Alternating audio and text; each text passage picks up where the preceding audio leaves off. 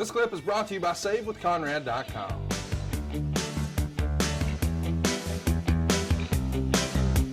But my goodness, how about that outfit Conan was wearing? And man, you've talked about it a lot. Wrestlers watching themselves on the monitor. Conan barely made eye contact with the camera there. He was just staring down the monitor, was he not?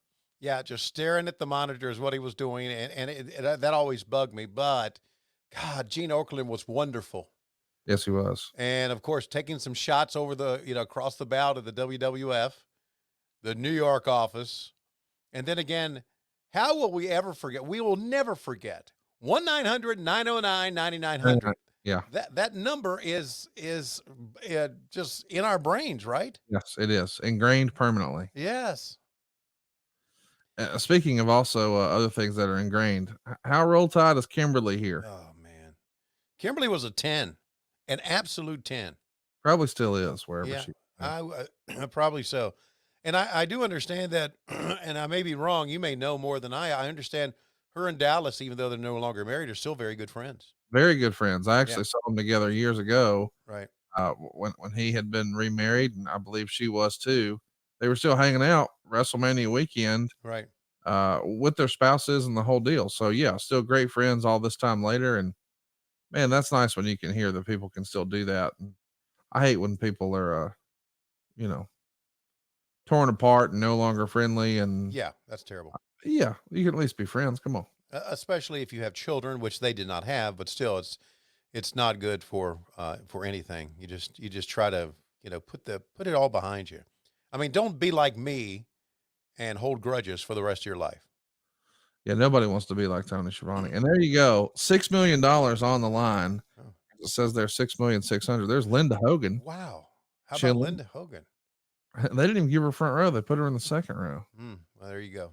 Maybe that's why she's still pissed off at Hulk all these years later. I can't comment on that. Second row to Super Brawl. This is bullshit, Terry. Not only that, they didn't even. Maybe we're going to show her during his match. I don't know, or maybe we're going to. There was actually money in there. Did you notice that? That was the whole house from that $5,000 night.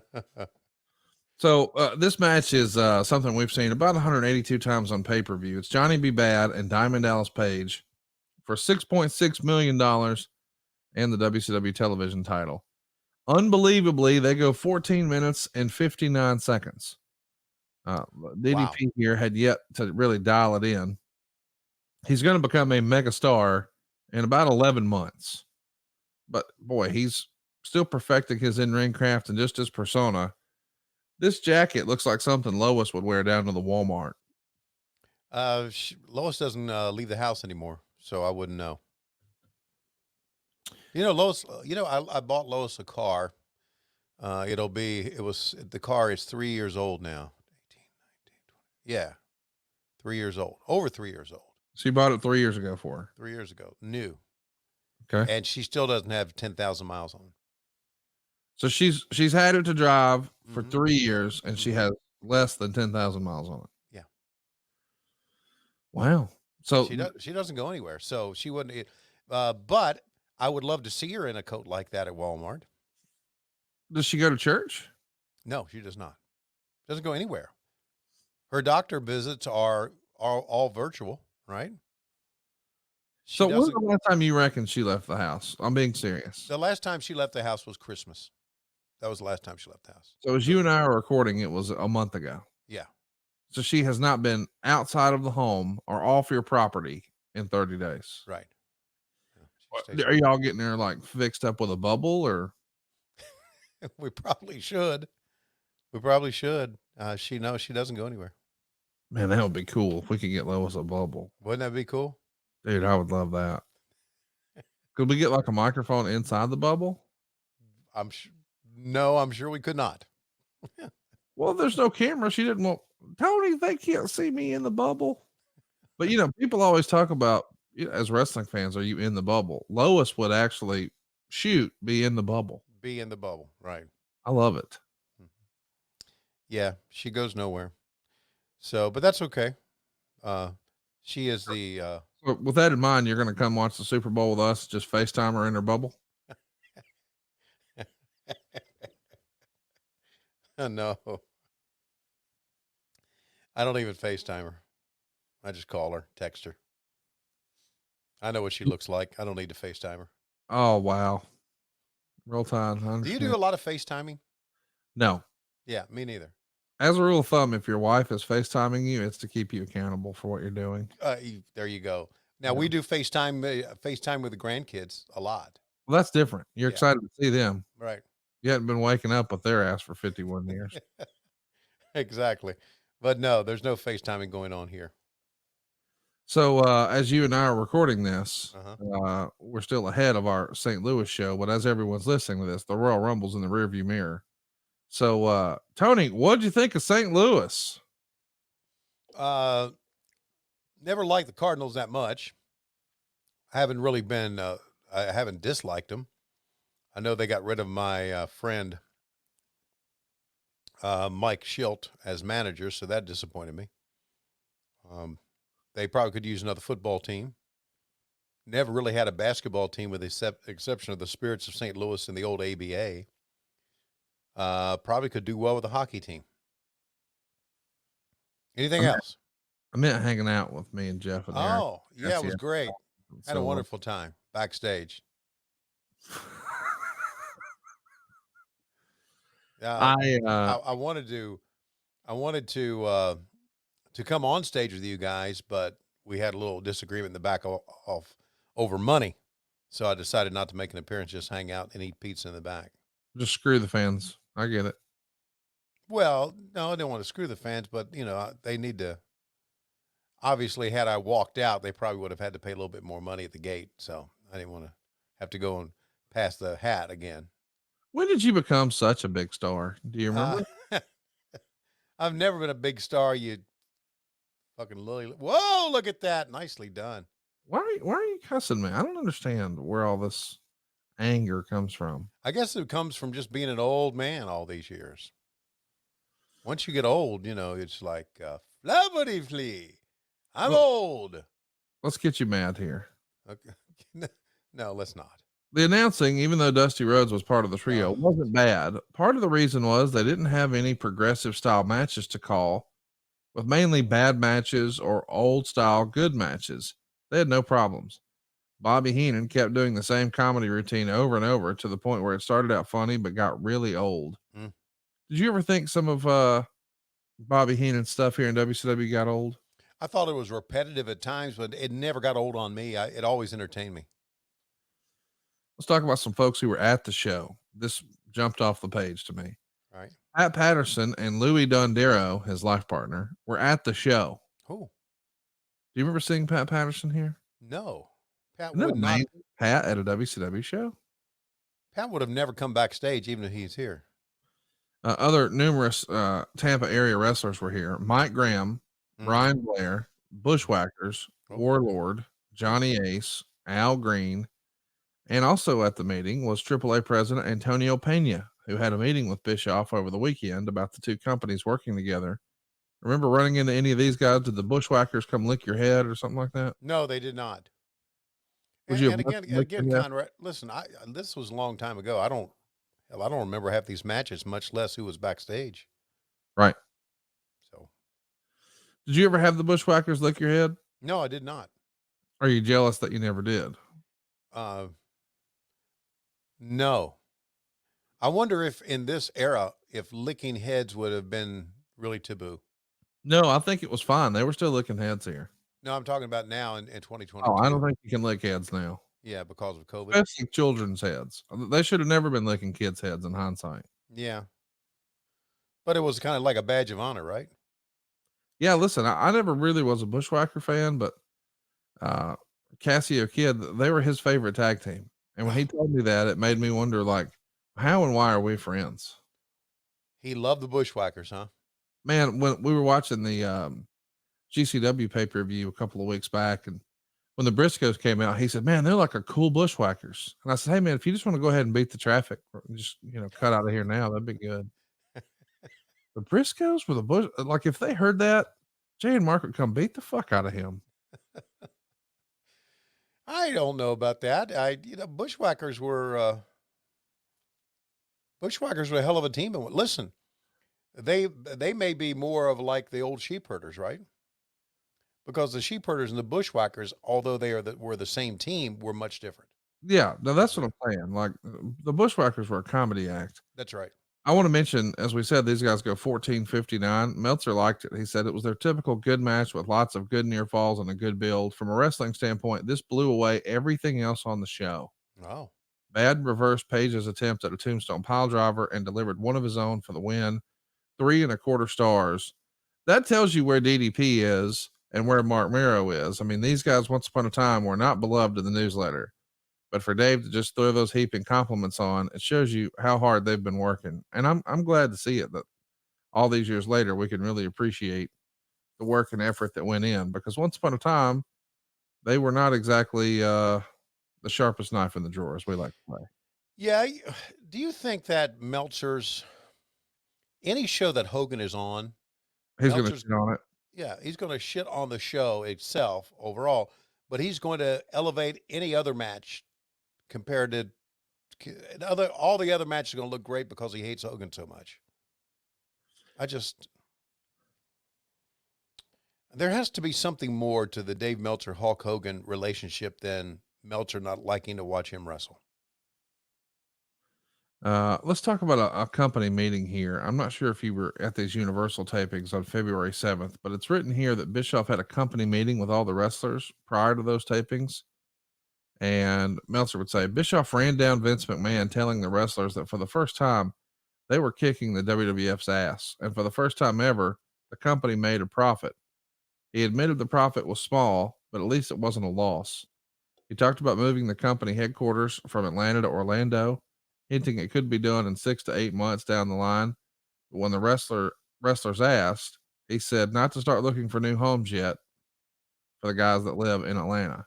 Mm. He said the company would shut down for 5 weeks if they make the move, and that the WCW Saturday Night Show would eventually be taped in Orlando at Disney or Universal instead of Center Stage. By the way, that was written because, or he said that because Center Stage had just recently been sold to new owners. Okay.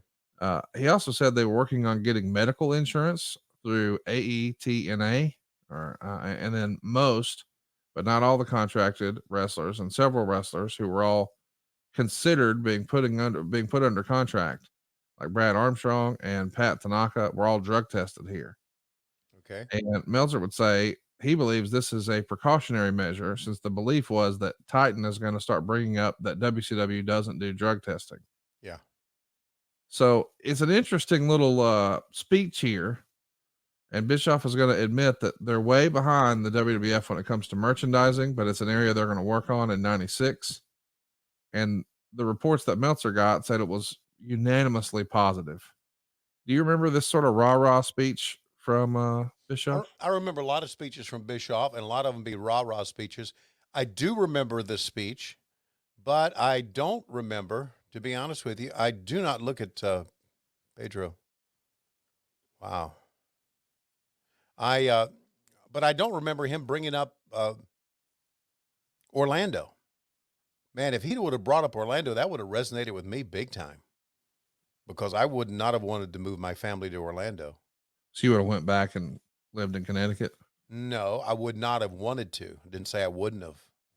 Yeah. Would not have wanted to. I mean, I just, basically in 1990 pulled up roots and moved to Atlanta. What if Tony required that you move to Jacksonville? Would you want to move to that shithole? Jacksonville sucks. Well, listen, it wouldn't be as difficult now as it would have been back then. Yeah, with all the youngins. Right.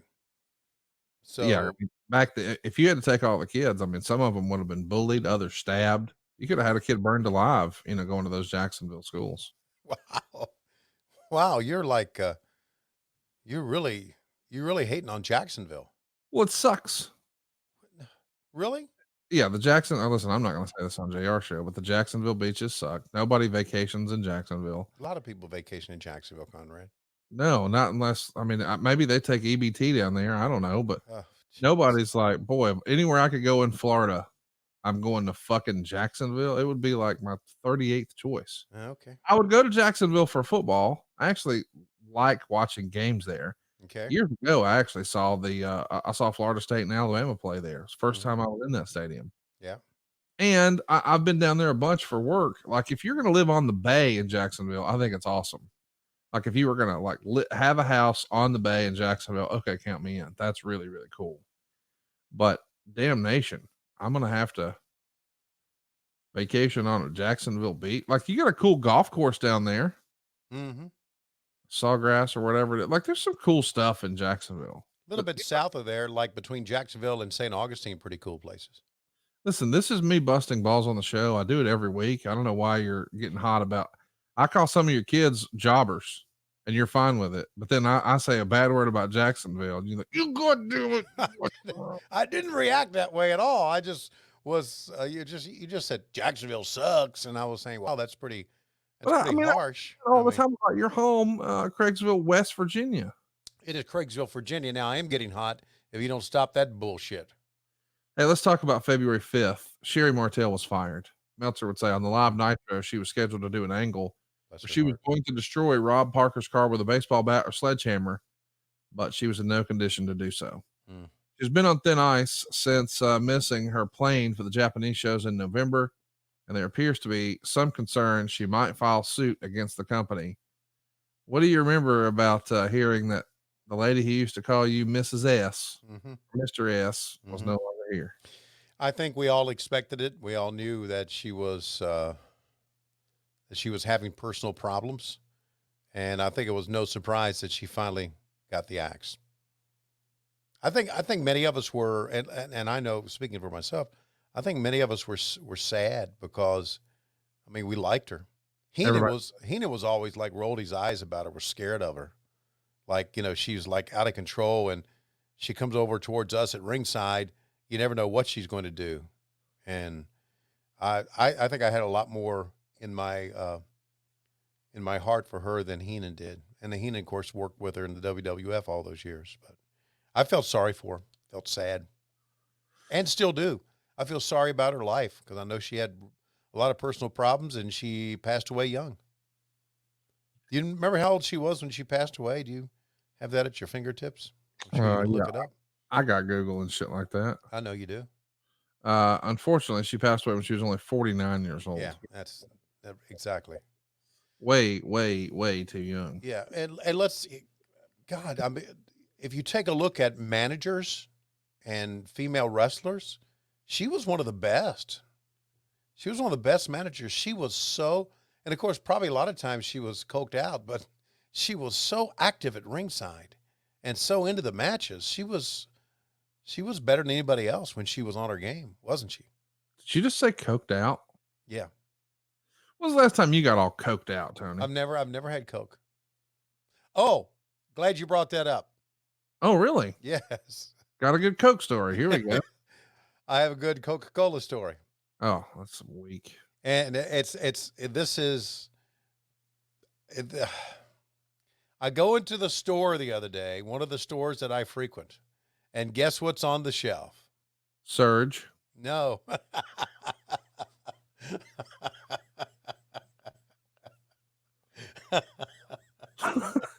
Johnny B. Bad is your winner. Big pop from Johnny B. Bad. Oh, God.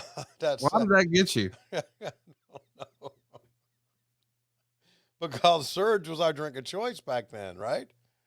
I mean, but no, it's not Surge. What was on the shelf was Mellow Yellow Zero. It has made its return from COVID. And it's like, during COVID, it's like, oh, yeah, we're not going to do Mellow Yellow Zero anymore because it's COVID, and we're going to take it off the shelves.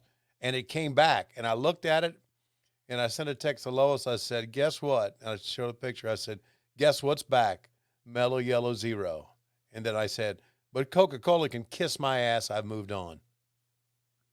I used to drink 4 or 5 Mellow Yellow Zeros a day, okay?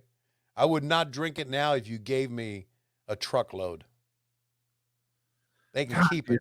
You're so hateful, man. They can keep it. I moved on. This bullshit about because of COVID, we had to stop making Mellow Yellow Zero. Why? What? Give me a reason. Did the guy that invented Mellow Yellow Zero get COVID and you couldn't rack his brain? What's the formula? I don't know. I got COVID. I can't think. I don't know. As you can tell, I'm pissed off about it leaving my life for all this time. So now I drink Monsters. Hey, it's Conrad Thompson. Thanks for checking out the podcast here on YouTube. Be sure to hit the subscribe button and the notifications bell so you get a notice anytime we upload some new content. And go save yourself some money right now. If you're in a 30-year loan or you have credit card debt, it's not a matter of if I can save you money. It's a matter of how much. Find out right now for free at SaveWithConrad.com.